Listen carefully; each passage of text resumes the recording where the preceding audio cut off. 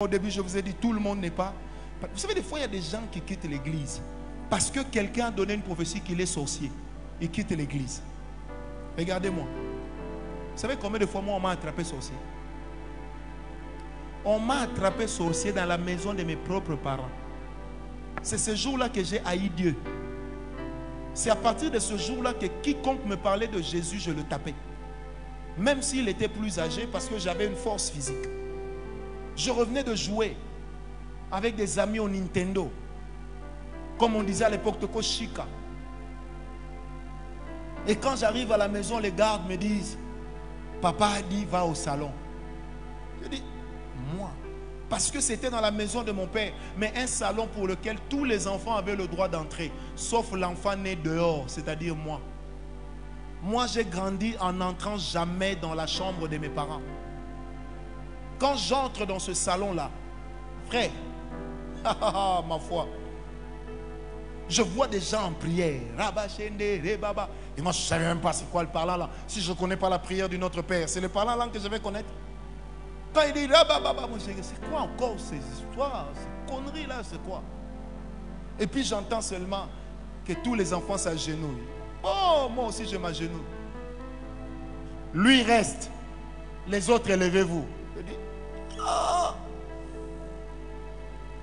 Oh, je sais comment j'avais l'habitude de tripoter les filles des voisins, de tripoter, de voler l'argent, la maison. J'ai dit, ah, je reste à genoux. Les gens là prient. L'une de ces dames, je ne peux pas oublier, elle avait un foulard. Et puis elle commence à dire, je vois, tout ce qu'elle disait faisait de moi sorcier. On l'a envoyé par la famille de sa mère, depuis ma tétée, pour venir détruire les mariages de son père, pour venir amener la sorcellerie. Je ne vous parle pas de quelqu'un bon sang. Tous mes frères sont au courant de ça. J'étais là, comme ça. Ils ont commencé à me poser la question. Quand tu rêves, tu vois quoi? Je leur ai dit, moi d'abord, je ne rêve même pas beaucoup. Non, ils m'ont tellement harcelé et j'avais faim. Je leur ai raconté le début du film de MacGyver. J'ai dit, je rêve souvent de moi dans un hélicoptère et puis on me parachute sur un navire. J'ai commencé à leur parler. Du coup, la femme l'a dit, ça y est, il vient d'avouer.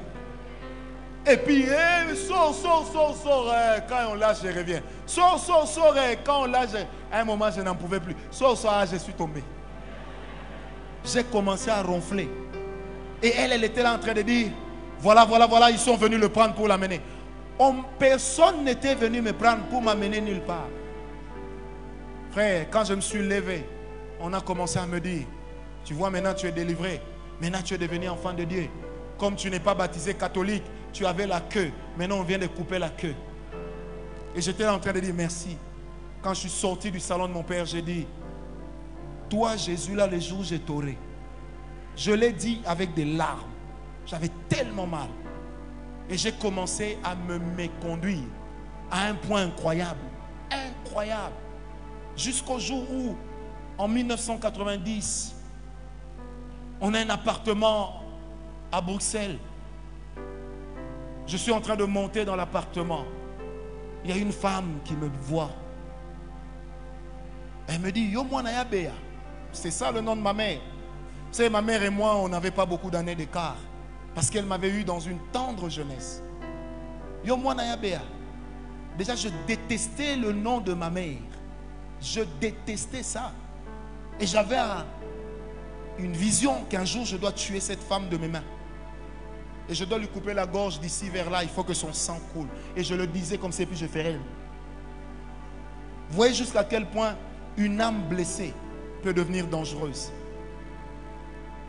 Cette femme, on est entré avec elle sur, vous savez, certains appartements à l'époque.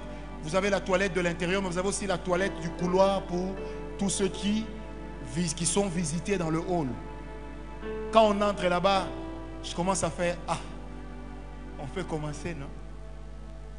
Elle me dit, non, je ne t'ai pas amené ici pour faire du sexe. Je dis, mais tu m'as amené ici pour faire quoi? Elle a enlevé son foulard. Elle me dit, tu te souviens de moi? Je dis, parce que tu es qui? Et j'étais très arrogant. Je dis, parce que toi, tu es qui? Je dis, moi, mon père a l'argent. Je vais faire quoi avec toi? Tu veux quoi? Elle me dit, tu te rappelles, en telle année, un groupe était venu prier chez vous, on avait prophétisé que tu es sorcier. Tout de suite, je l'ai collé. J'ai dit, c'est toi? Elle me dit, attends d'abord. Elle s'est mise à pleurer, elle m'a dit, j'ai toujours dit à Dieu, avant que je ne quitte la terre,